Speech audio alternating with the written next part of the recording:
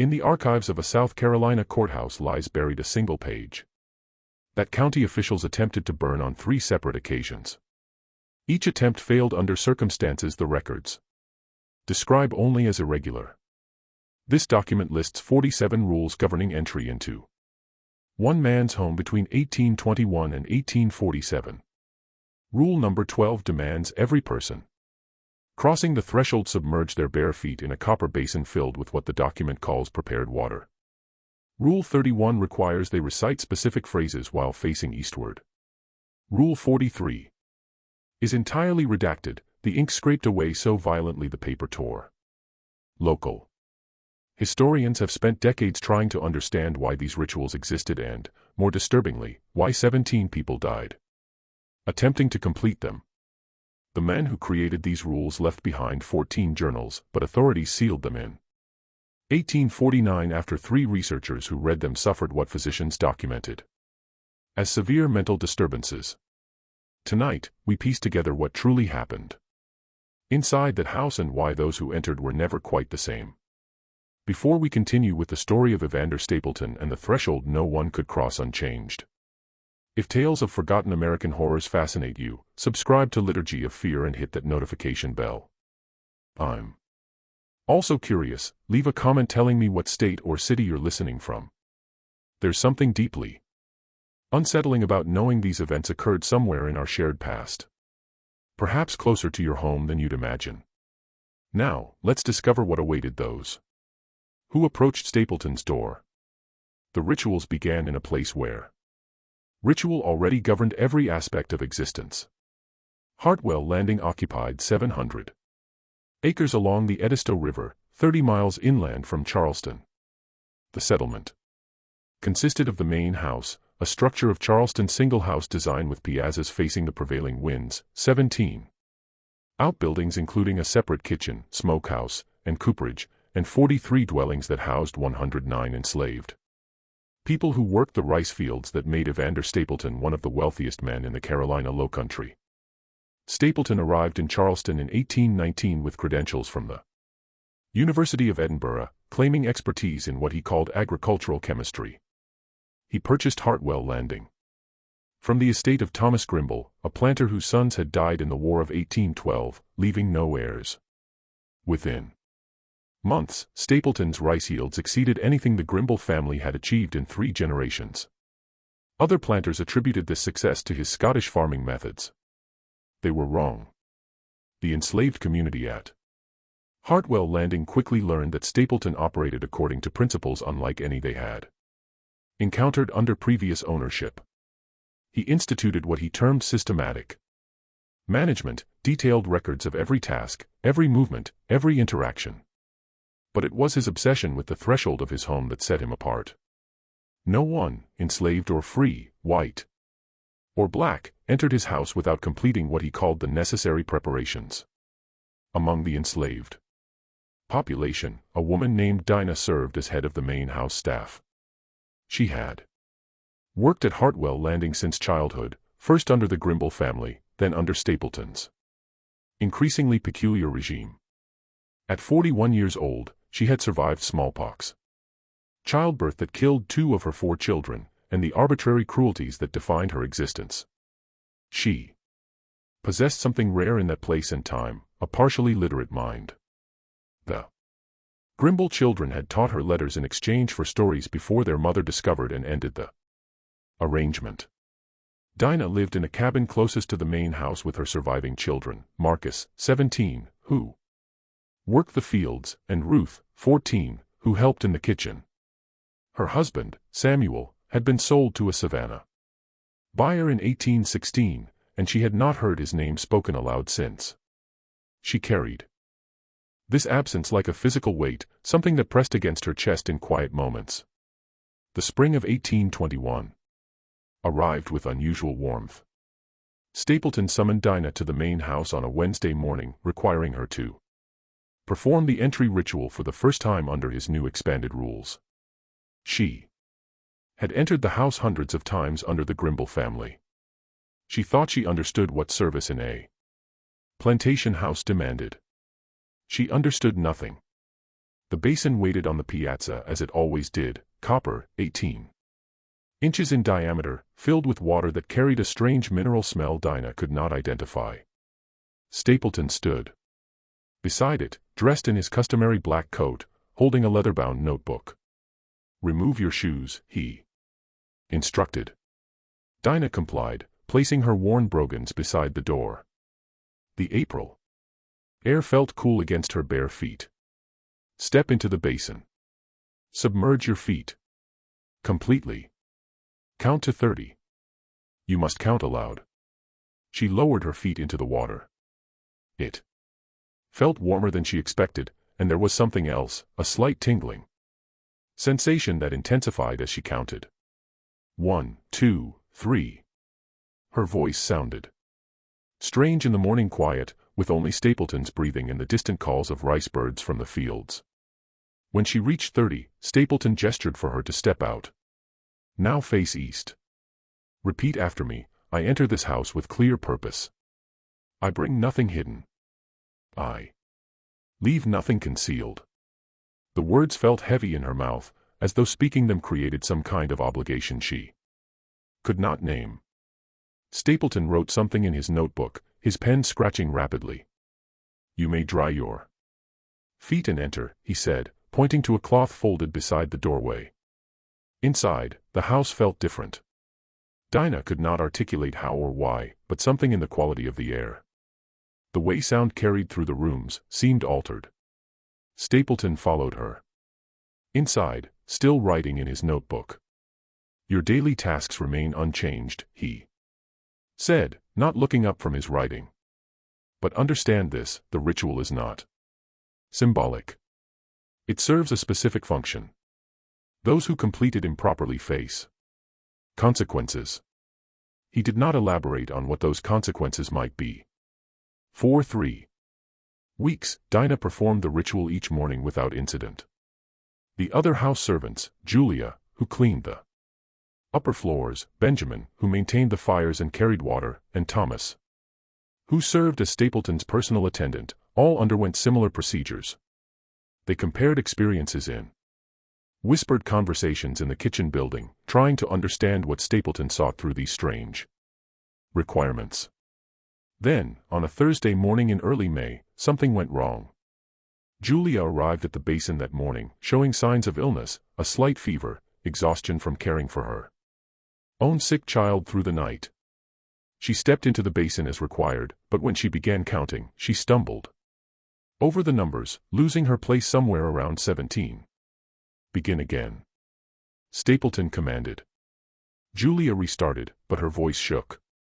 She reached 30, but when she attempted to recite the required phrases, she transposed 2 words, saying, "Nothing hidden before. Clear purpose." Stapleton's face remained expressionless, but he made a mark in his notebook with such force that Dinah heard the pen nib tear the paper. "You may not enter today," he told Julia. "Return tomorrow." Julia stared at him, confusion evident on her face. "Sir."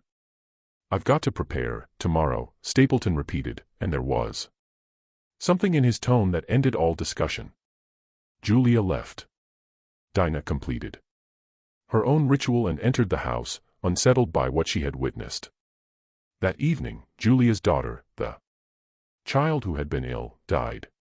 The community physician, Dr. Weatherby, attributed the death to lung fever, not uncommon among children in the Carolina Lowcountry's humid climate. But Julia herself, when Dinah visited her in her cabin that night, kept repeating the same words, "I couldn't enter. I couldn't enter the house," and she died. "That's not how it works," Dinah said, though her own certainty faltered. "Your child was already sick." Dr. Weatherby said, "I couldn't enter," Julia said again and would say nothing else. The following morning, Julia completed the ritual without error and resumed her duties. But she moved through the house like someone navigating a place she no longer recognized, flinching at shadows, starting at ordinary sounds. 2 weeks later, Benjamin made his own mistake. He stepped into the basin but forgot to count aloud, moving his lips silently through the numbers. Stapleton stopped him at once. Aloud, he said. The counting must be audible. Benjamin started over, but now his nervousness made him rush, reaching 30 in what seemed like 15 seconds. Stapleton's expression hardened. Each count must be distinct and separate, 1 full second between each number. You will practice this counting in the fields tonight and return tomorrow, prepared to do it correctly. That night, Benjamin's wife, Hannah, found him in their cabin, counting endlessly, rocking back and forth. 1, 2, 3, 4. His eyes were open but seemed to register nothing. She shook him, and he stopped, looking at her with an expression she later described to Dinah as, like he'd forgotten who I was for just a moment. The ritual consumed him. He practiced the counting for 6 hours that night, then all the next day while working in the rice fields, earning a reprimand from the overseer, Joseph Ketch, for distraction from his tasks. When he finally completed the ritual correctly the following morning, he had developed a slight tremor in his hands that never entirely disappeared. The enslaved community began calling the basin Stapleton's judgment, though never where any white person could hear. They discussed the ritual in careful, coded language, who had stumbled, who had performed it perfectly, who seemed changed afterward. Dinah watched Stapleton during this period with growing unease. He kept meticulous records of every ritual performance, noting in his journals the exact time each person arrived at the basin, any errors they made, how long it took them to complete the process. He had begun requiring the ritual not just once daily, but sometimes twice or 3 times, particularly if someone needed to enter the house for an urgent task after having already completed their morning ritual. Most disturbing were the additions. The list of rules Stapleton had posted beside the basin grew longer. By June, there were 23 distinct requirements. By August, 37. They encompassed everything from the precise angle at which one should face while reciting the phrases to the number of breaths one should take between entering the basin and beginning the count. Marcus, Dinah's son, began working as a house servant that summer after an injury to his leg made fieldwork temporarily impossible. He underwent the ritual training with intense focus, determined not to make the mistakes that had affected Julia and Benjamin.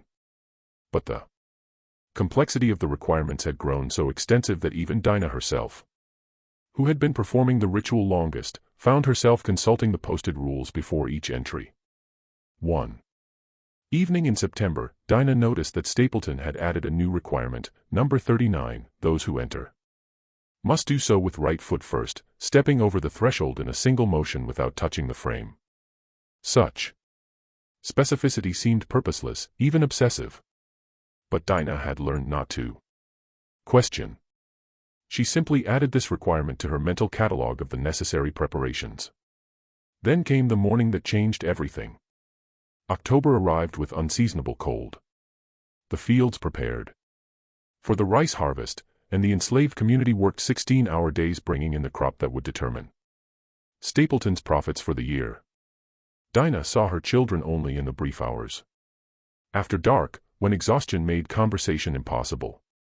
On the morning of October 19, 1821, a new servant arrived at Hartwell Landing. His name was Aaron, purchased at the Charleston market from an estate liquidation. He came from Virginia originally, had worked in tobacco fields, knew nothing of rice cultivation or Carolina customs.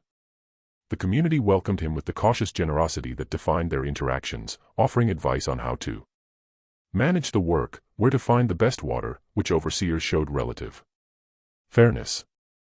Aaron learned quickly that Stapleton's house operated under unique rules. Other servants explained the ritual, demonstrated the counting, showed him the posted requirements. He seemed to understand, nodding seriously as they described each step. His first attempt at the ritual occurred on his 3rd morning at Hartwell Landing. Dinah watched from the kitchen building as Aaron approached the basin. Stapleton stood ready with his notebook. Aaron removed his shoes, stepped into the basin, and began counting. His voice carried clearly across the space between the house and kitchen. 1, 2, 3. He reached 30 without error. He stepped out, faced east, and recited the required phrases perfectly. Then he moved toward the door, stepped over the threshold with his right foot first, and stumbled. His left foot, following behind, brushed against the door frame. The sound was barely audible, just the whisper of skin against wood. But Stapleton heard it. He made a mark in his notebook that Dinah could hear from where she stood, a sharp, violent slash of pen against paper. You have failed the threshold requirement, Stapleton said, his voice flat. You may not enter. Aaron stared at him, clearly confused. Sir, I apologize. I can try again. The ritual permits no second attempts on the same day. Return tomorrow. Aaron backed away from the door, retrieving his shoes. As he walked past the kitchen building, Dinah saw the expression on his face, not anger or resentment, but something closer to fear. That night, Aaron could not sleep. The others in his cabin heard him moving restlessly, muttering the counting ritual over and over. When morning came, he looked exhausted, his eyes red-rimmed and unfocused. His second attempt at the ritual proceeded flawlessly until the final step. Again, his foot brushed the threshold frame. Again, Stapleton denied him entry. This is your second failure, Stapleton noted. Tomorrow you will complete the ritual 3 times in succession before I will permit you to enter. Aaron tried to speak, but no words came. He walked away from the house like a man in a dream. The pattern continued. Each day, Aaron attempted the ritual. Each day, some small error occurred, a miscounted number, a mispronounced word, a foot touching the frame. After a week, Stapleton required him to complete 5 perfect iterations before entry. After 2 weeks, 10. Aaron's health deteriorated visibly. He ate little, slept less, and spent every moment practicing the ritual requirements. The other servants tried to help him, coaching him through the steps, but their assistance seemed only to increase his anxiety. On the morning of November 7th, Aaron attempted the ritual 15 times in succession. 14 times. He made small errors. On the 15th attempt, he completed every requirement perfectly. Stapleton watched him approach the threshold, prepared to step over it, and Aaron froze. He stood there, right foot raised, unable to move forward or backward, his body rigid with something that looked like terror. Seconds passed. Stapleton waited, saying nothing. Finally, Aaron lowered his foot without crossing the threshold. I can't, he whispered. I can't do it. Stapleton made a note in his journal. You have failed by forfeit. Tomorrow, you will require 20 successful iterations. Aaron turned and walked toward the quarters. An hour later, Joseph Ketch found him hanging from a rafter in the equipment shed. Dr. Weatherby declared the death a suicide, which surprised no one. The enslaved community had seen the deterioration, the growing desperation in Aaron's eyes. But Dinah had seen something else. In the days before his death, Aaron had developed a habit of staring at the main house with an expression she could only describe as longing mixed with revulsion, as though the house itself had become something he both needed and feared in equal measure. After Aaron's death, Stapleton made no changes to the ritual requirements. If anything, they grew more elaborate. By December, the posted rules numbered 43, and several were so complex that performing the ritual correctly took nearly 15 minutes. The enslaved community adapted. They practiced the requirements obsessively, helping one another memorize the precise wording of phrases, the exact timing of movements. They developed mnemonics and rhythms to remember the sequence. It became a collective effort of survival. But the fear remained. Everyone understood that the ritual represented more than Stapleton's eccentricity. It had become a form of control more insidious than Physical violence, a way of making them police their own movements, their own thoughts, their own adequacy in performing impossible standards. Dinah began observing Stapleton more carefully during this period. She noticed that he never performed the ritual himself. He entered and exited his own house freely, without any of the preparations he required of others.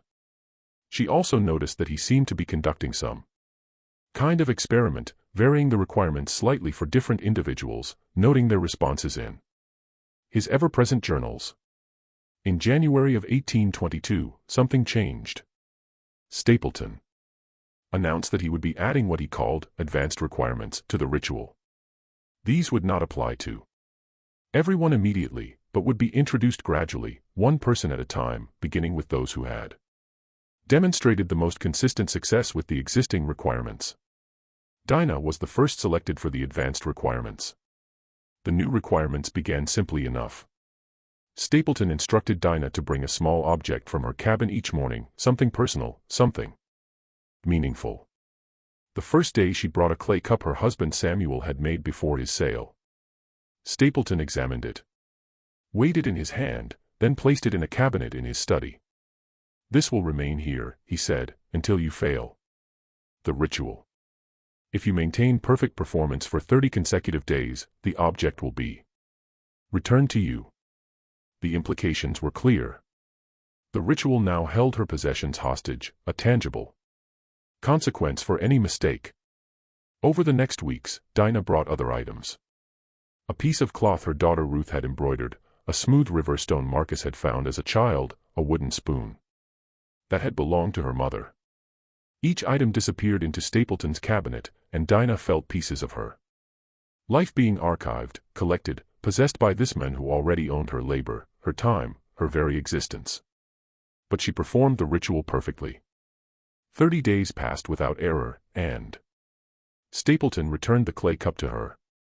The relief she felt terrified her, that this man's approval, his acknowledgement of her competence in performing meaningless tasks, could generate such emotion.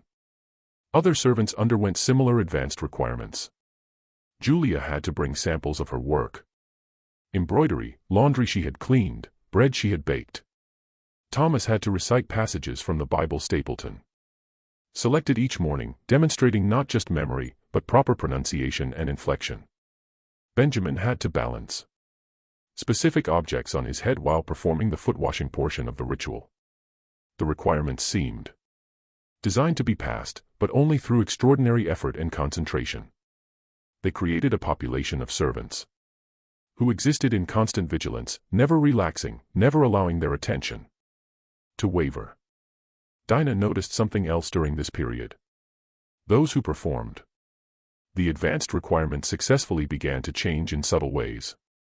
They moved differently, with a kind of careful precision that extended beyond the ritual itself into their daily work. They spoke more quietly, their words more measured. It was as though the ritual's demands had seeped into every aspect of their behavior. Marcus, now fully healed and working as a house servant, began his advanced requirements in March. Stapleton required him to memorize increasingly complex mathematical sequences, reciting them while performing the physical portions of the ritual. Marcus had a good memory, and he approached the task with determination. But Dinah saw the toll it took.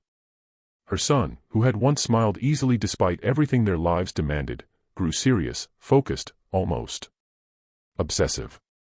He practiced his sequences during every spare moment, muttering numbers under his breath while carrying water, while cleaning fireplaces, while lying in his bed at night. One evening in April, Dinah found Marcus sitting outside their cabin, staring at the main house. "Mama," he said quietly, "do you ever wonder what he's trying to prove?" "What do you mean?" "All these rituals. All these requirements, he writes everything down in those journals. He's studying us. But what is he trying to prove?" Dinah had wondered the same thing but had suppressed the question, feeling it was dangerous even to think too deeply about Stapleton's motivations. "I don't know," she said.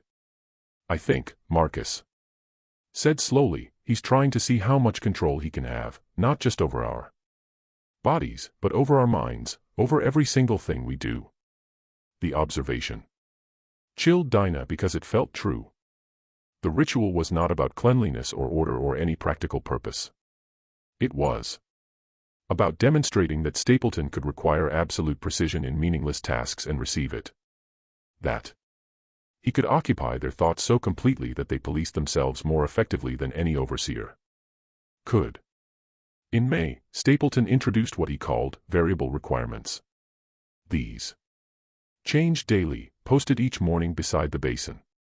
One day might require counting in French, a language none of them spoke, forcing them to learn the numbers phonetically from Stapleton's instruction.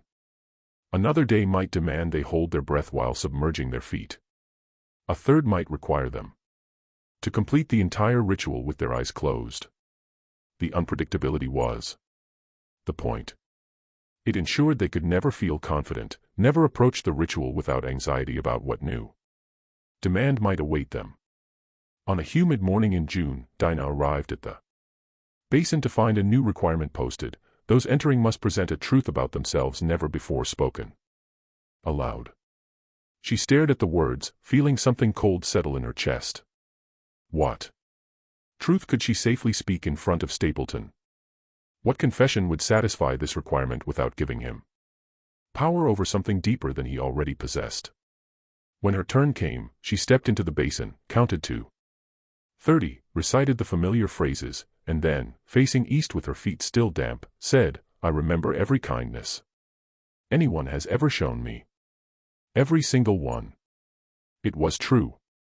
In a life marked by cruelty and deprivation, kindness stood out with absolute clarity. She remembered Thomas Grimble teaching her the alphabet when she was 6.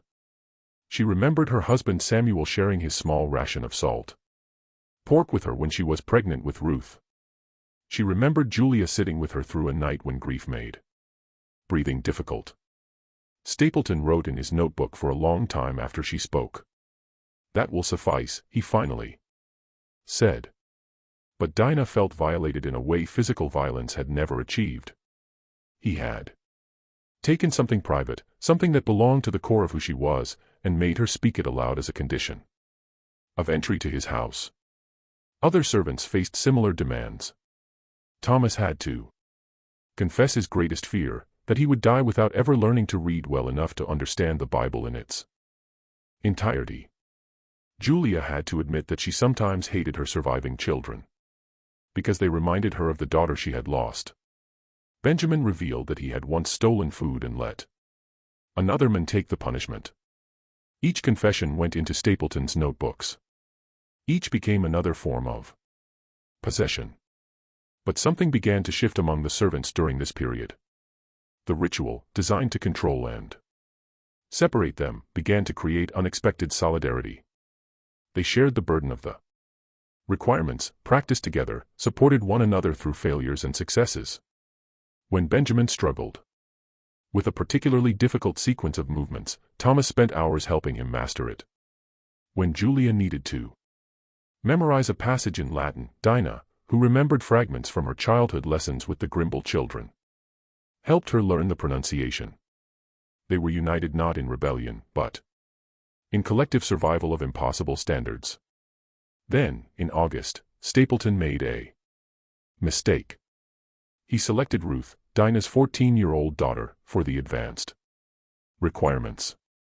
Ruth worked in the kitchen building, and while she occasionally entered the main house to deliver meals or clean dishes, she had never been subjected to the elaborate ritual protocols required of the primary house servants. But Stapleton, expanding his experiment, decided to include her. Dinah felt fear unlike anything she had experienced in years. Her daughter was young, still relatively innocent of the cruelties that would eventually define her existence. The ritual would change her, would introduce her to a level of psychological control Dinah had hoped to spare her for at least a few more years. But there was no way to refuse, no way to protect Ruth from Stapleton's attention. Ruth's first attempt at the ritual occurred on a Tuesday morning. Dinah watched from the kitchen door as her daughter approached the basin, removed her shoes, and stepped into the water. Ruth's voice, young and uncertain, counted to 30. She recited the required phrases with only slight hesitation. She stepped over the threshold without touching the frame. Stapleton wrote in his notebook and dismissed her. She had passed, but Dinah saw the change immediately. Ruth returned to the kitchen with a new weariness in her eyes, a new understanding of the attention required to survive in Stapleton's house. For 2 weeks, Ruth performed the ritual successfully. Then Stapleton assigned her an advanced requirement. She must bring samples of her cooking each morning, and he would taste them and rate their quality. Only if the rating exceeded his arbitrary threshold would she be permitted entry. The requirement was cruel in its subjectivity. There were no clear standards, no way to guarantee success. Ruth's competence became dependent entirely on Stapleton's mood and judgment. Dinah tried to help her daughter prepare the best possible food, but they had limited ingredients, limited time, and no understanding of Stapleton's preferences. Ruth brought cornbread one morning, and Stapleton deemed it acceptable. She brought rice cakes another morning, and he called them inferior. She brought a carefully prepared fish soup, and he praised it. Then required her to prepare it identically the next day. But her second attempt, using slightly different fish from the river, was declared inadequate. The failures mounted. Ruth began to panic, losing sleep, becoming obsessed with her cooking in the same way others had become obsessed with counting or memorization. She started making mistakes in other areas of her work, dropping dishes, burning bread, forgetting basic tasks. Dinah watched her daughter deteriorate with helpless fury. This was different from her own experience with the ritual. Ruth was younger, less hardened by years of navigating impossible demands. The ritual was breaking something in her that might never repair. On a September morning, Ruth arrived at the basin with a small cake she had made from hoarded ingredients: flour she had saved from her rations, honey she had traded for nuts Marcus had gathered. She presented it to Stapleton with hands that visibly trembled. He tasted it. He considered. He wrote in his notebook. "Insufficient," he said. "You may not enter today." Ruth stood frozen for a moment. Then, quietly, she said, "Please." The word hung in the air. Dinah, watching from the kitchen, felt her heart contract. "Please," Ruth said again. "I tried so hard. I did everything I could." Stapleton looked at her with an expression Dinah could not read. "The ritual requires adequacy. You have not demonstrated adequacy. Return tomorrow." Ruth didn't move. She stood there holding her small cake, tears beginning to slide down her face. "I can't do it perfectly," she whispered. "I can't make it exactly right every time. Nobody can." For just a moment, something flickered across Stapleton's face. Surprise, perhaps, or recognition, but then his expression hardened again. "Tomorrow," he said, "I will require 2 dishes instead of 1. You will need to demonstrate improvement." He turned and entered his house, leaving Ruth standing beside the basin with her rejected offering. That night, Dinah held her crying daughter and felt something she had kept carefully suppressed for months crystallize into clarity. The ritual was not sustainable. It would eventually break all of them, or they would have to find some way to resist it. But resistance seemed impossible. What could they do?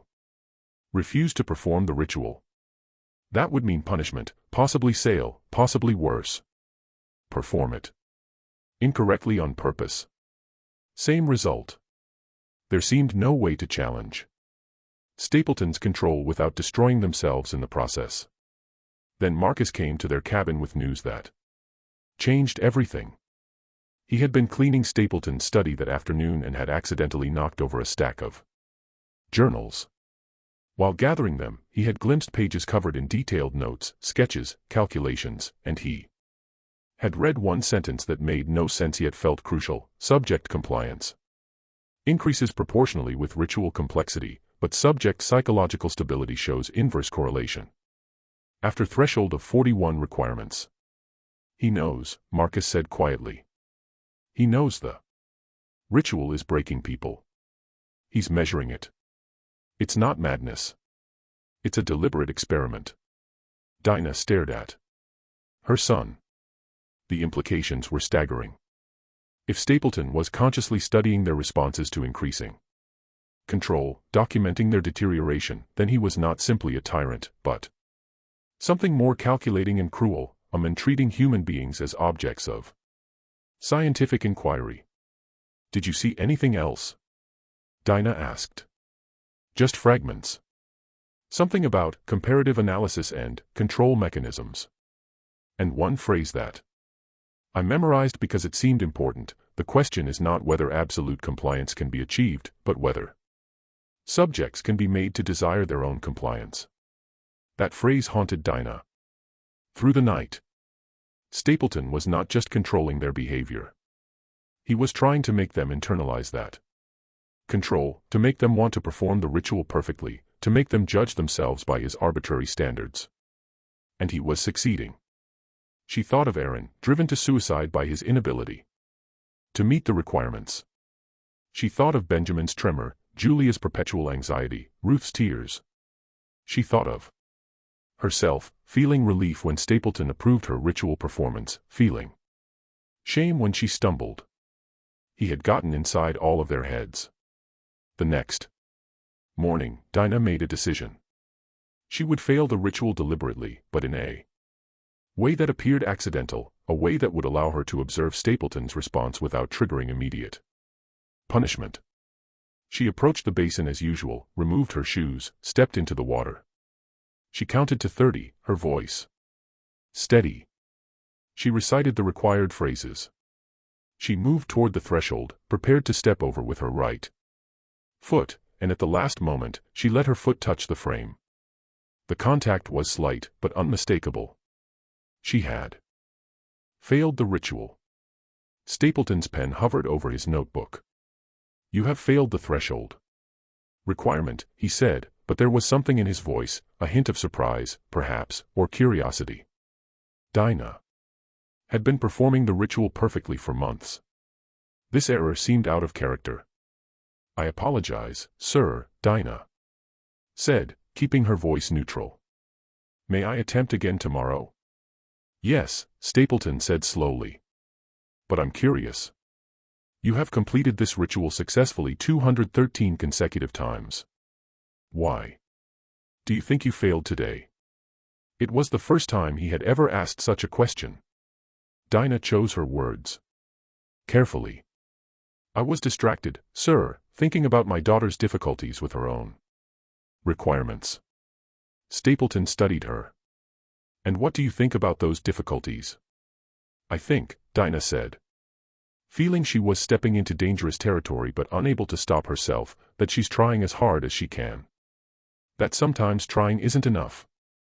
Precisely, Stapleton said, and there was something almost eager in his tone.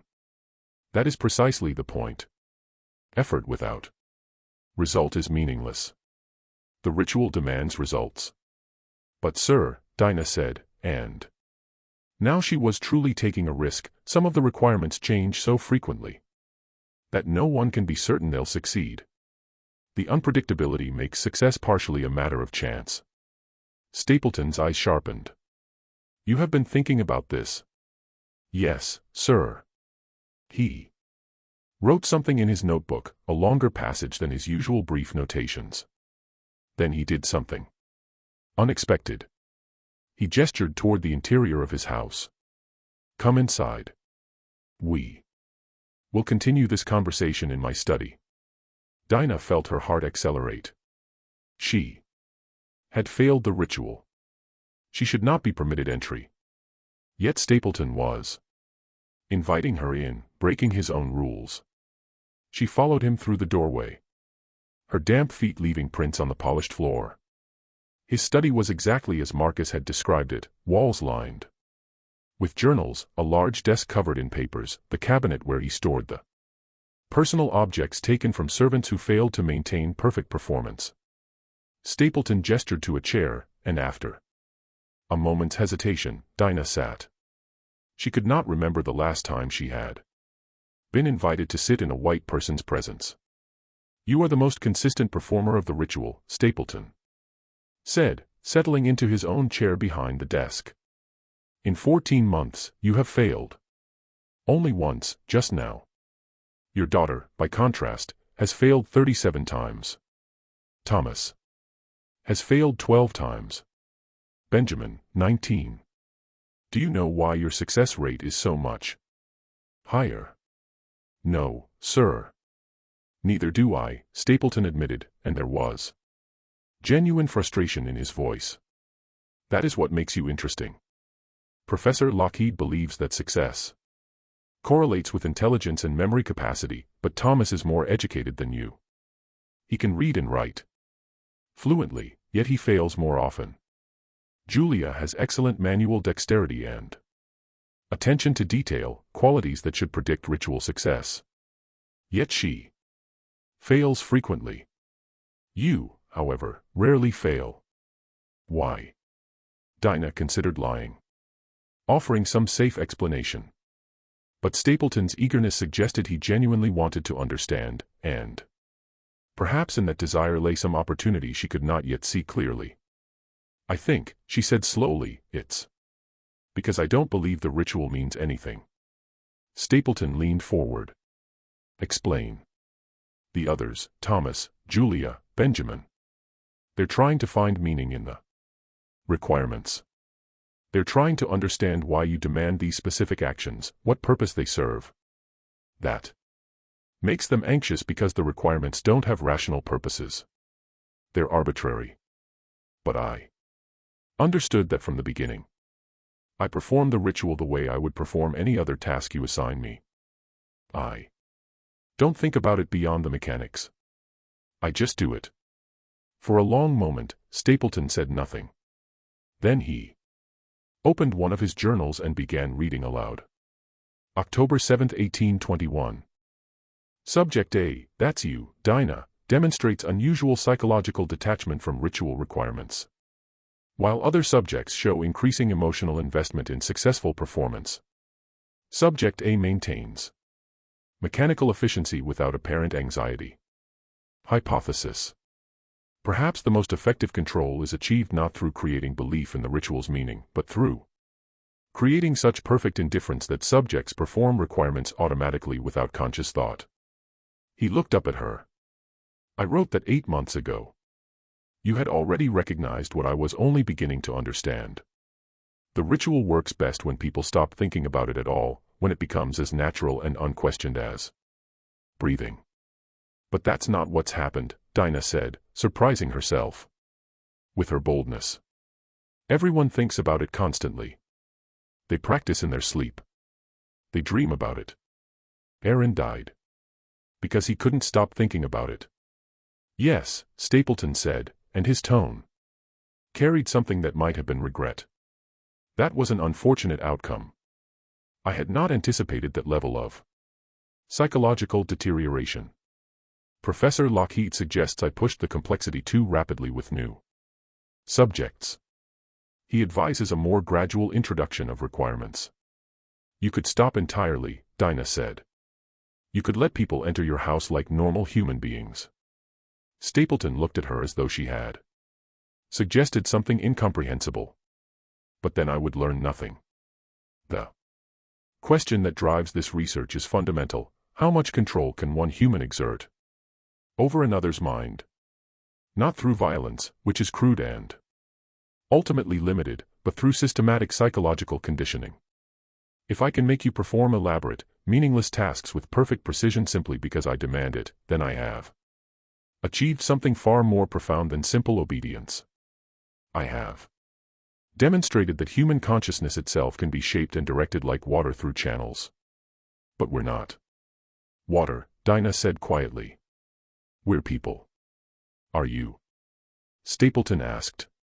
And there was genuine curiosity in his voice, as though the question were philosophical rather than monstrous. "How do I know? You are owned, that is, I purchased you, transport you, employ you in labor. I can sell you, trade you, will you to my heirs. In every legal sense, you are property, no different from the rice in my fields or the furniture in this house. Yet you speak. You think, you apparently feel emotions similar to mine. It's a fascinating paradox. The ritual helps me explore that paradox. If you truly possess consciousness equivalent to mine, then the ritual should affect you the way it would affect me. It should create resistance, rebellion, refusal. But you continue to perform it. What does that suggest? Dinah felt something crystallize in her mind. A clarity that came from pure anger transformed into cold understanding. It suggests that survival sometimes requires performing what's demanded while keeping your true thoughts hidden. It suggests that you've created conditions where resistance means death or separation from everyone we love. It suggests that we choose to live even when living means doing things that disgust us. That's not proof we lack consciousness. That's proof we possess it.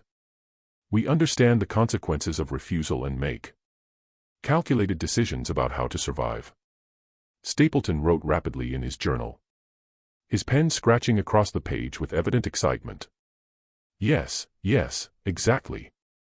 Strategic performance despite internal resistance. That's the phenomenon Lockheed has been theorizing about. He calls it compliant consciousness. The ability to maintain private mental resistance while performing public submission. But here's what interests me: how long can that internal resistance persist? If I require the ritual for years, decades, will you still maintain that private rejection of its meaning? Or will the performance eventually become the reality? Will you forget that you once thought differently? I won't forget, Dinah said. Are you certain? Memory is unreliable. Identity is malleable.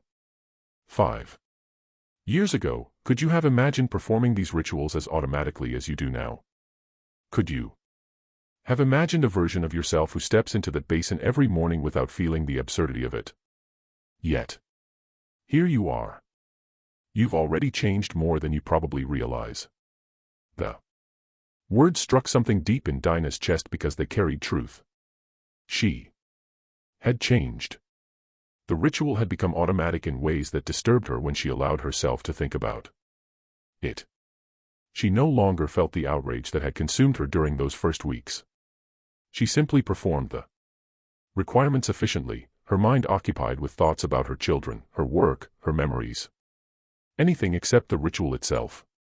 Was that adaptation, or was it a kind of slow erasure of her capacity for resistance? Return tomorrow, Stapleton said, closing his journal. Perform the ritual correctly. We will continue these conversations. You're providing valuable data. Dinah left the study feeling she had opened something she could not close. She had challenged Stapleton directly, admitted to thinking critically about his ritual, shown that she understood its mechanics and its psychological purpose, and instead of punishing her, he had welcomed her insight, incorporated it into his research, made her complicit in her own analysis. That night, Marcus returned to their cabin with more information. He had found an opportunity to look more carefully at Stapleton's journals while cleaning the study. What he discovered made the nature of Stapleton's experiment clearer and more disturbing. He's been corresponding with someone, Marcus said. Letters from a professor, Richard Lockheed, at Harvard College. They're discussing something called behavioral modification through systematic ritual. Stapleton has been documenting our responses and sending detailed reports to this professor. There are letters going back 2 years, starting before Stapleton even arrived at Hartwell Landing. This whole thing was planned from the beginning. So we're not even his idea, Dinah said. We're part of someone else's theory. There's more, Marcus said. I found a letter from Lockheed dated last month. It says Stapleton should be looking for spontaneous resistance as a sign that subjects have reached what he calls psychological capacity. Here, the letter specifically says that when subjects begin to question the ritual openly, that's when the most interesting phase of the experiment begins. It says, and I memorized this exactly, the subject who questions is the subject who has integrated the ritual deeply enough to recognize its mechanisms. Such subjects become invaluable for understanding the limits of conditioning. Dinah felt cold. Her conversation with Stapleton that morning suddenly looked different. She had not challenged him. She had given him exactly what he was waiting for. Her resistance had become data. Her insight transformed into evidence, supporting his theories. There was something else, Marcus continued, his voice dropping even lower. A letter from Stapleton to Lockheed describing Aaron's death. He wrote, Subject G's suicide represents a failure of the graduated complexity model. However, it also demonstrates the ritual's capacity to create such profound psychological investment that subjects prefer death to continued failure. This suggests the ritual achieves genuine psychological penetration, not merely superficial behavioral compliance. Recommendation: future subjects should undergo more extensive preliminary conditioning before introduction to advanced requirements.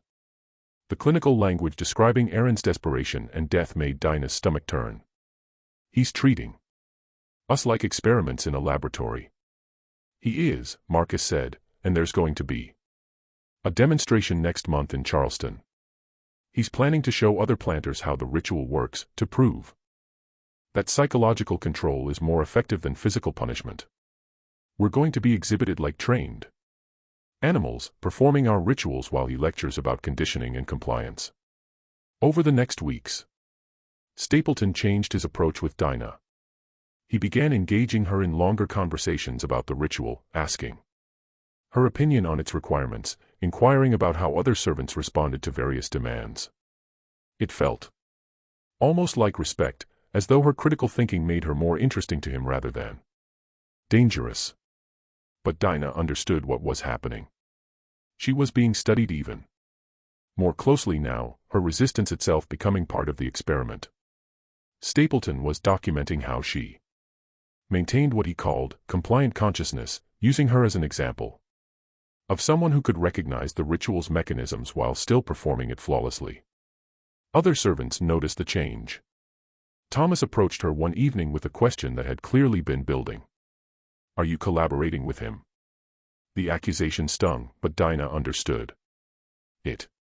From the outside, her conversations with Stapleton might look like cooperation, like she was helping him refine his methods of control. No, she said. But I'm trying to understand what he's doing. Maybe if we understand it, we can find a way to, she trailed off. A way to what? Resist. Escape. Survive. All those goals seemed equally impossible. He's using your intelligence against us, Thomas said, not unkindly, but with evident concern. Every observation you share with him, he turns into a new requirement or a modification to the ritual. You're helping him make it more effective. The words landed with brutal accuracy. Dinah had been telling herself she was gathering information, understanding the enemy, preparing for some eventual resistance. But Thomas was right. Her conversations with Stapleton had led directly to new ritual requirements, new tests, new ways of measuring and controlling their behavior. She had become complicit without even recognizing it. Then we need to use that, Dinah said, making a decision. If he's listening to what I say, then I can give him information that seems useful but actually weakens the ritual rather than strengthening it. How? I don't know yet. But there has to be a way to make him think he's achieving greater control while actually creating conditions for resistance. It was a fragile hope. Barely more than a wish, but it was something. In October, Stapleton made his announcement about the Charleston demonstration. He gathered all the house servants and explained that they would be traveling to the city to demonstrate the ritual for an audience of planters, scientists, and academics. They would show the precision they had achieved, the complexity they could manage, the perfect compliance he had cultivated.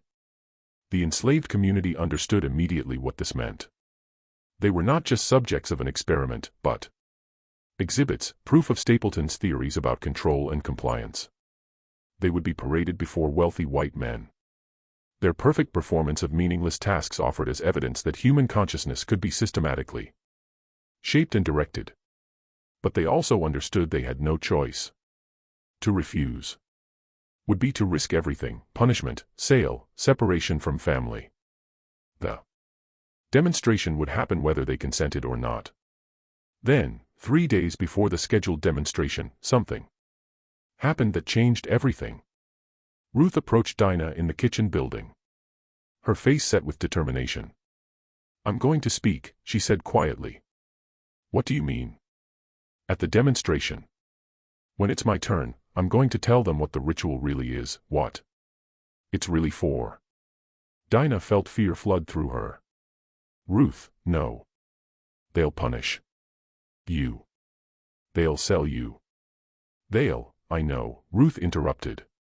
"But Mama, if I don't speak, if none of us ever speak, then Stapleton wins. He gets to present his research, show us off like we're proof that people can be broken and controlled, and then other planters will adopt his methods. The ritual will spread. More people will suffer what we've suffered. Someone has to name what's happening. Someone has to make them see us as people who understand what's being done to us, not as objects that have been successfully trained." "Let me do it," Dinah said immediately. "I'm older. I've already had my children. You're young. You have your whole life." "What life?" Ruth asked, and there was such weary wisdom in her voice that Dinah fell silent. "What life do I have, really? Working every day until I'm too old or sick to be useful, then dying in a cabin like this. 1. Maybe having children who will be sold away or who will suffer the same life I've suffered. That's not a life worth protecting by staying silent." "But speaking won't change anything," Dinah said, and heard the desperation in her own voice. "They won't listen. They'll just punish you and continue with their plans." "Maybe," Ruth said. "But at least I'll have said it. At least there will be one moment when someone told the truth in front of all those powerful men. At least they'll have to hear. Even if they don't listen, that matters, Mama. It has to matter." Dinah wanted to argue further, to forbid her daughter from this dangerous act, but she recognized the expression on Ruth's face. It was the same determination she herself had felt when deciding to fail the ritual deliberately, the same stubborn insistence on agency, even in the face of impossible circumstances. "Then we'll all speak," Dinah said finally. "If you're going to do this, you won't do it alone. We'll coordinate. Make it impossible for them to dismiss as one person's madness or rebellion." That night, the servants gathered in secret discussion. Not everyone wanted to participate in what Ruth was proposing. Some feared the consequences too deeply, and no one blamed them. But enough agreed to make the demonstration into something very different from what Stapleton was planning. They practiced in whispers, refining what they would say, how they would say it, timing their statements to build on each other's words. They were careful, knowing that if Stapleton suspected anything, he would cancel the demonstration or remove anyone he thought might cause problems. The morning they left for Charleston, Dinah watched Ruth carefully. Her daughter showed no signs of nervousness, no indication of what she was planning. She performed her ritual that morning with perfect precision. As always. On the journey to Charleston, Stapleton discussed his expectations. "You will demonstrate the ritual exactly as you perform it at home. Answer any questions the audience may have. Show them the precision you've achieved. This is an opportunity to prove the value of systematic psychological conditioning. Do you understand?" They all nodded. They understood perfectly. The Charleston demonstration took place on November 15, 1822, in the Grand Ballroom of the Planters Hotel. 73 planters and scientists attended, along with Professor Lockheed from Harvard College. A basin had been set up at one end of the room, transported specially from Hartwell. Landing. The copper gleamed under the ballroom chandelier light, and someone had arranged chairs in a semicircle to give the audience an optimal view. Stapleton stood beside a lectern, dressed in his finest black coat, holding his journals and prepared remarks. Professor Lockheed sat in the front row, his expression eager with anticipation. This was the culmination of their 2 years of correspondence and research, the moment when theory would be demonstrated through living evidence. Dinah was scheduled to perform first, followed by Thomas, Julia, Benjamin, Marcus, and finally Ruth. Each would complete the full ritual, including their advanced requirements, while Stapleton lectured on his methods and findings. "Gentlemen," Stapleton began, addressing the assembled planters and scientists, "what you are about to witness represents a breakthrough in the scientific management of enslaved labor. For generations, planters have relied primarily on physical punishment to ensure compliance. But physical punishment is inefficient. It creates resentment, reduces productivity through injury, and requires constant supervision. What I have developed is a system of psychological conditioning that creates compliance from within. Subjects learn to police themselves, to desire perfection in even arbitrary tasks, to measure their own worth by their success in meeting demands that I, their master, have established." He gestured toward Dinah. "Subject A, Dinah, has performed this ritual successfully 247 consecutive times over 14 months. She will demonstrate the basic requirements followed by her advanced protocols." The audience watched with interest as Dinah approached the basin. She removed her shoes, noting how strange the familiar action felt in this grand room full of watching eyes. She stepped into the water, counted to 30 with perfect precision. Her voice carried through the ballroom with practiced clarity. 1, 2, 3, 4. She recited the required phrases. "I enter this house with clear purpose. I bring nothing hidden.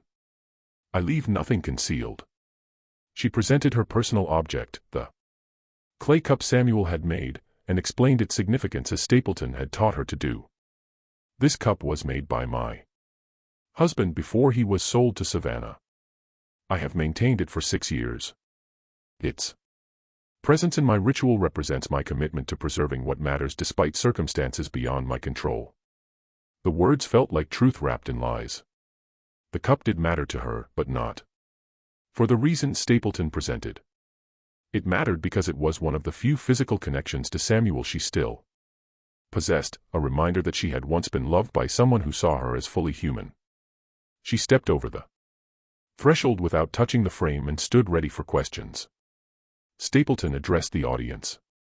"As you can see, Subject A has internalized the ritual completely.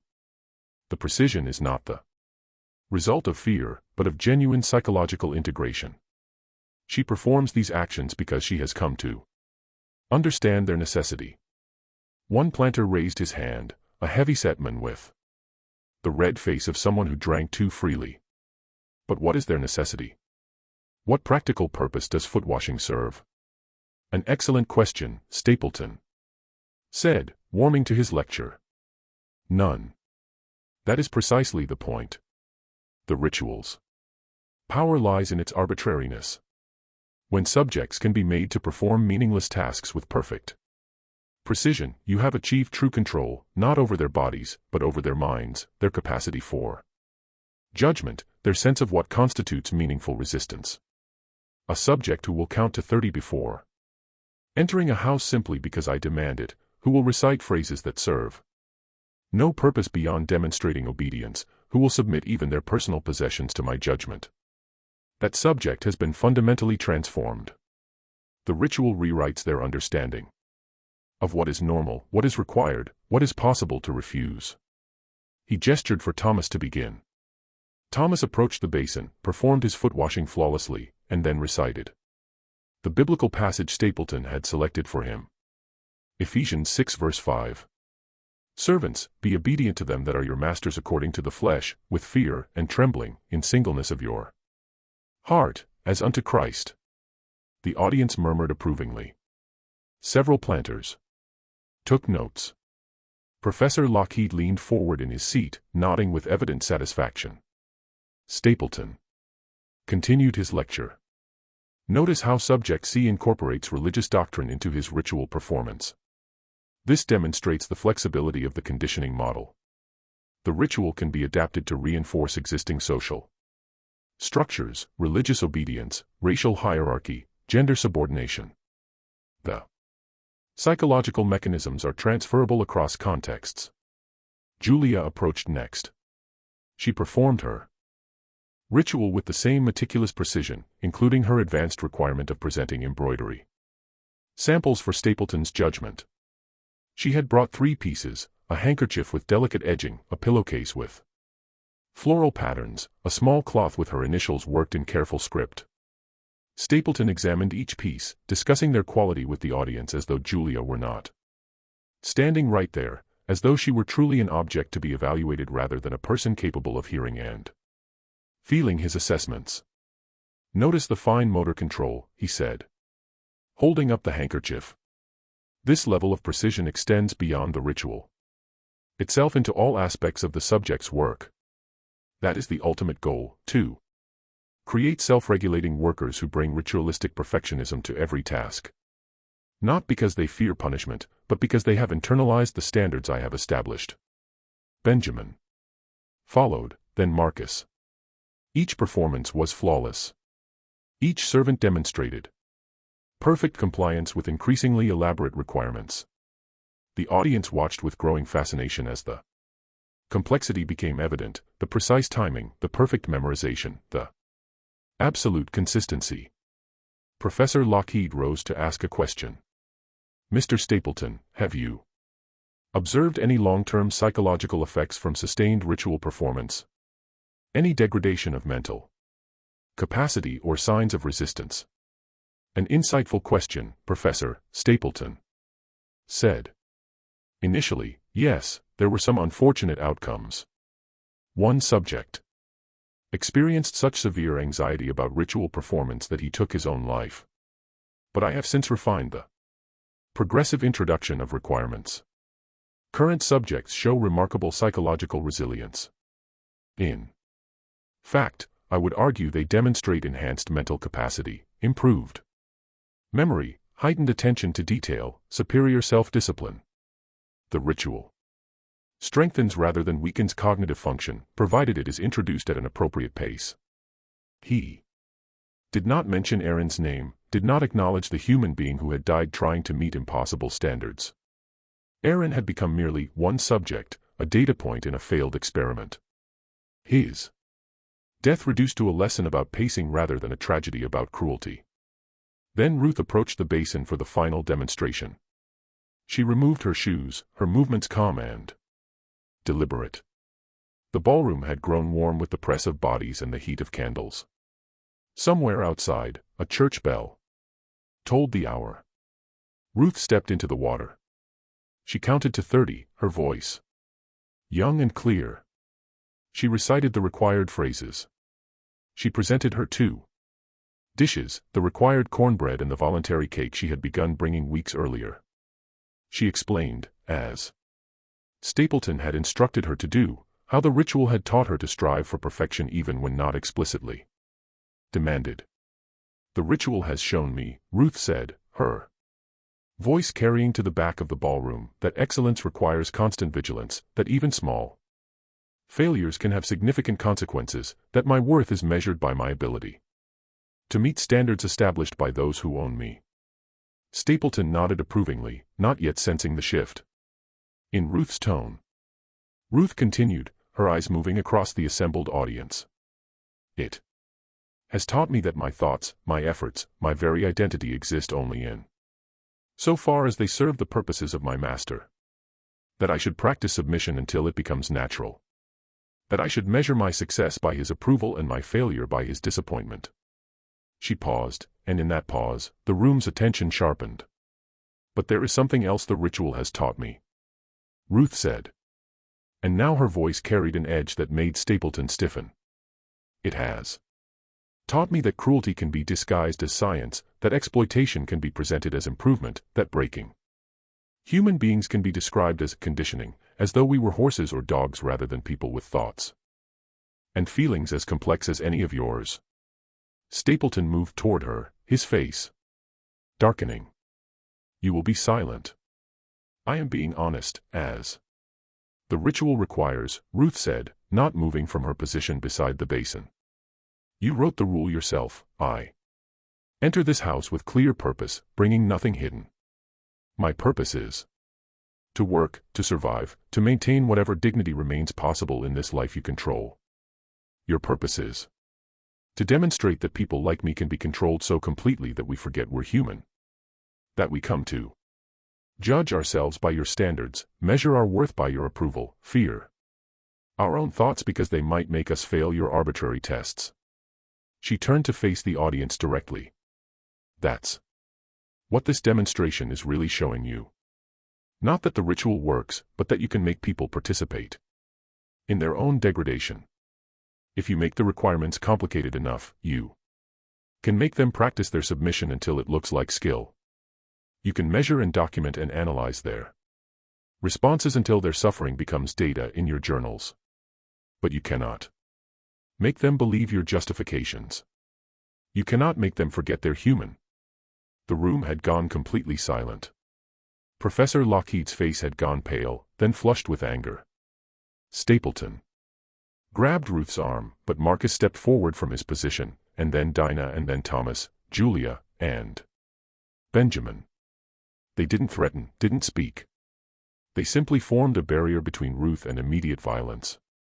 Their bodies present and solid, their eyes on the audience rather than on Stapleton. We perform your rituals, Dinah said, speaking for the first time without being called upon. We count to 30 and recite your phrases and present our possessions for your judgment. We do this because the alternative is worse, punishment, sale, separation from our families. But don't mistake our performance for acceptance. Don't mistake our compliance for belief. We understand exactly what you're doing. We understand that you've created a system designed to make us doubt our own thoughts, question our own worth, internalize your authority until it becomes indistinguishable from our own judgment. Thomas continued, his voice steady. You talk about psychological conditioning as though it's a scientific breakthrough. But what you've really discovered is how to make people hate themselves for failing to meet standards that were designed to be almost impossible. How to make us compete with each other for your approval. How to make our children practice counting in their sleep because they fear what will happen if they fail. That's enough, Stapleton said, his voice shaking with fury. All of you will be punished for this insubordination. Punished for what? Julia interrupted. For telling the truth. For saying aloud what everyone in this room already knows but doesn't want to acknowledge. You wanted to demonstrate psychological conditioning. We're demonstrating it.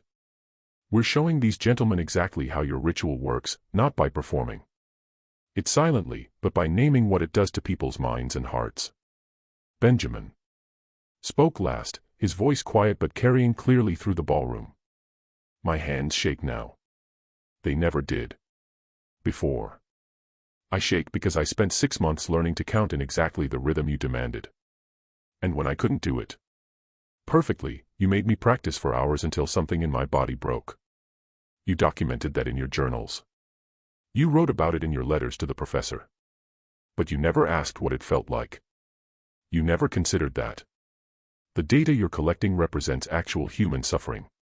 The room erupted. Planters shouted at Stapleton, demanding explanations.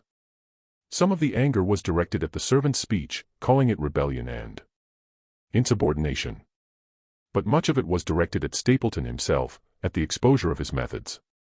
At the revelation that his scientific approach was simply elaborate cruelty dressed in academic language. Professor Lockheed rose from his seat, his face furious. This is disgraceful, he said, though whether he meant the servant's speech or Stapleton's loss of control was unclear. I was assured that subjects had been properly conditioned. This demonstration proves nothing except failure of the fundamental methodology. On the contrary, a voice said from the back of the room. A man stood, older than most of the planters, wearing the simple clothes of a Quaker. This demonstration has proven something quite profound. These people, subjected to months of elaborate psychological manipulation, remain capable of clear analysis and articulate resistance. They can name what is being done to them. They understand both the mechanics and the purpose of their oppression. That does not suggest failure of conditioning. It suggests the inherent impossibility of truly destroying human consciousness through ritual compliance. Who are you? Stapleton demanded.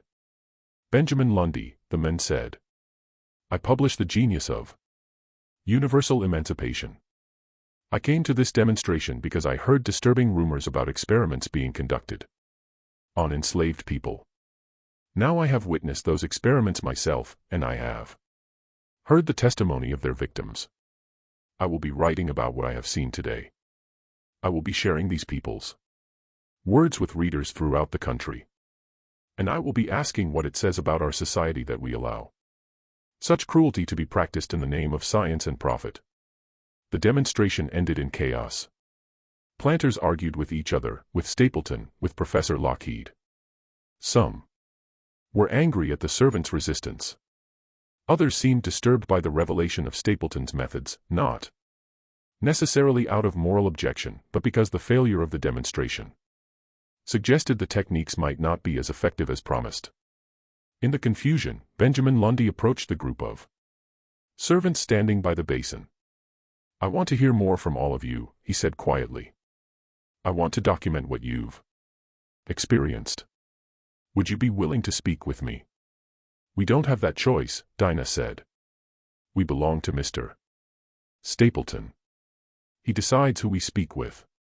Then I will write what I have heard today, Lundy said. And I will make sure your words are not forgotten. As the audience dispersed, still arguing, Stapleton gathered his servants with cold fury evident in every line of his body. We are returning to Hartwell. Landing immediately, he said, and there will be consequences for what has happened here today. The journey back was silent. Stapleton rode in his carriage while the servants walked behind under the supervision of Joseph Ketch, who had accompanied them to Charleston. Ketch said nothing, but his expression suggested he took a certain grim satisfaction in knowing punishment awaited. They arrived at Hartwell Landing after dark. Stapleton immediately summoned all the house servants to the main house, requiring them to perform the ritual despite the late hour and their exhaustion.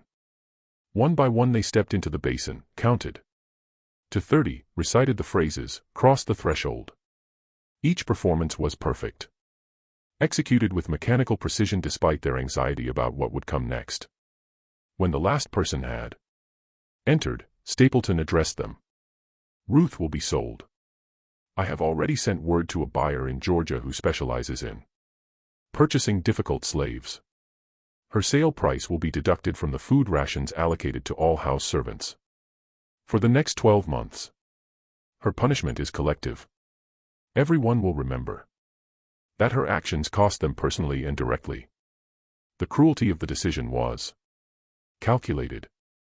By making Ruth's punishment collective, Stapleton ensured that the other servants would resent her resistance rather than honor it.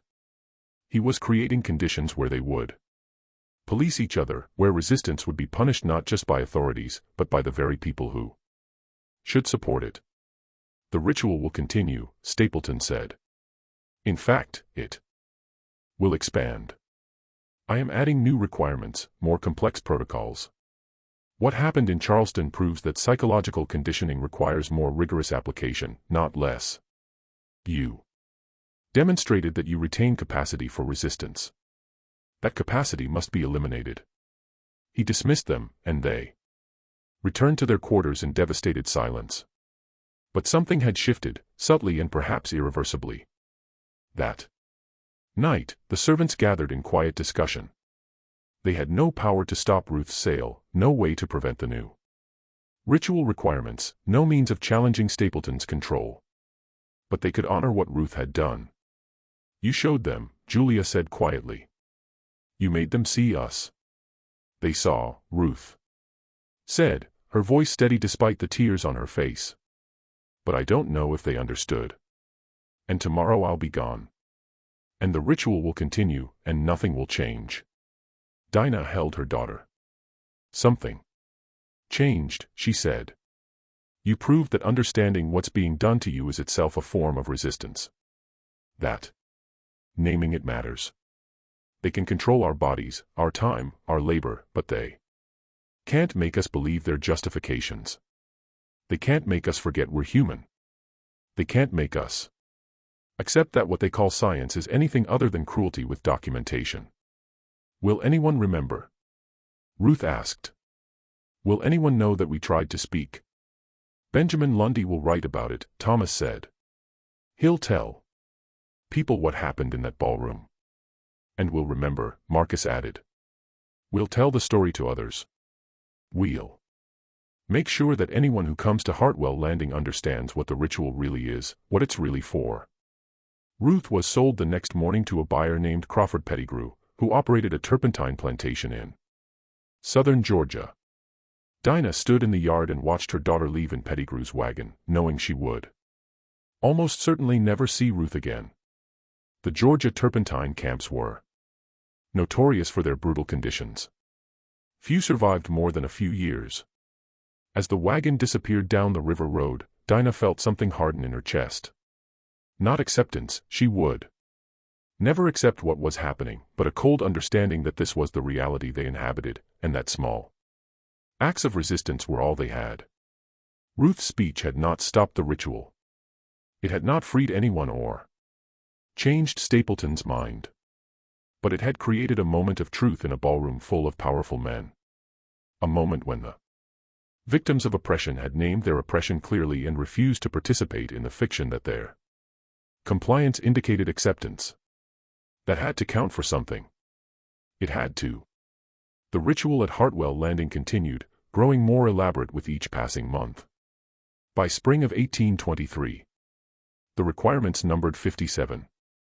By 1825, 63.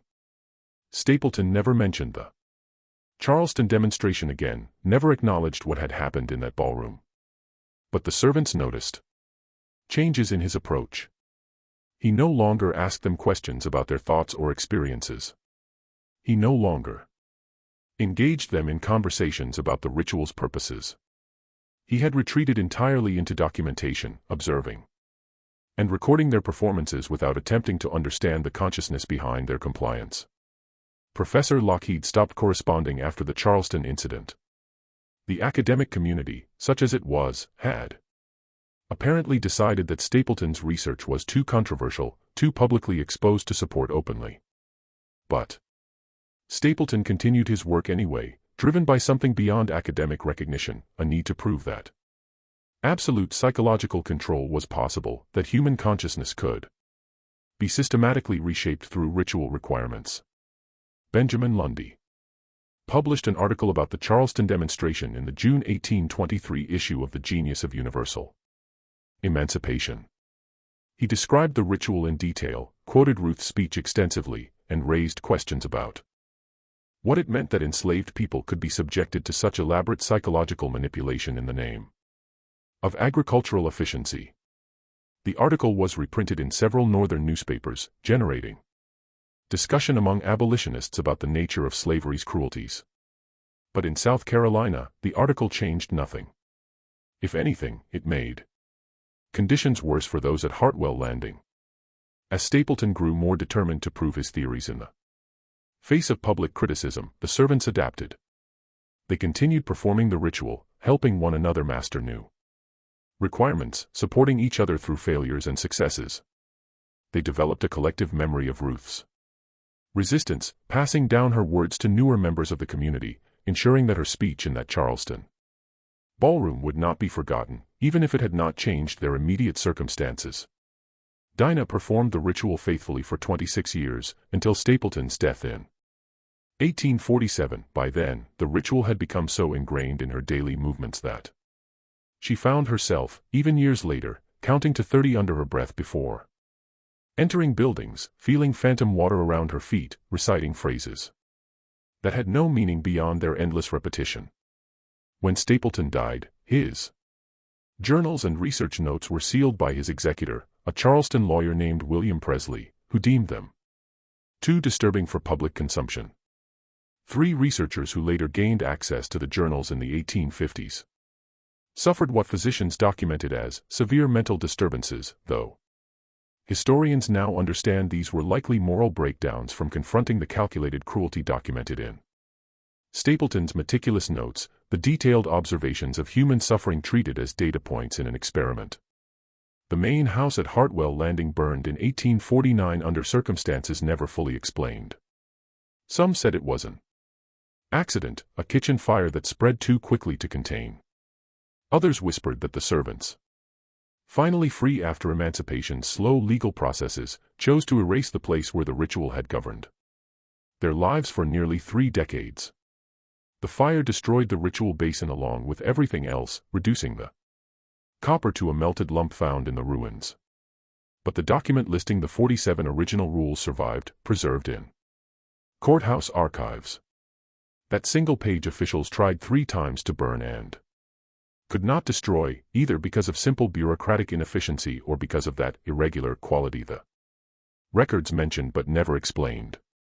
It remains there still, a testament to humanity's capacity for both elaborate cruelty and stubborn resistance. A reminder that even perfect compliance cannot erase the truth of what is being demanded. Some of Stapleton's former slaves left South Carolina after emancipation.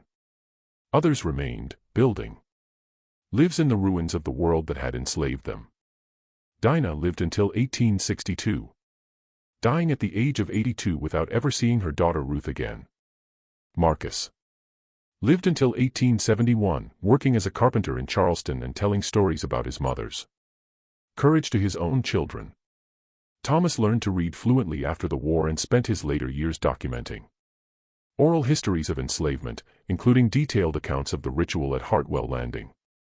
Benjamin Lundy's newspaper articles about the Charleston demonstration became source material for later abolitionists, including Frederick Douglass, who cited Stapleton's ritual in his speeches as an example of slavery's psychological cruelties. The story spread, transformed through retellings, becoming part of the larger narrative about what enslavement did to human consciousness and how that consciousness resisted even under conditions designed to destroy it. What do you think of this story? Do you believe everything was revealed? Leave your comment below. If you enjoyed this tale and want more horror stories like this, subscribe to Liturgy of Fear, hit the notification bell, and share with someone who loves dark historical mysteries. The past holds secrets more disturbing than any fiction, and we'll continue uncovering them together. See you in the next video.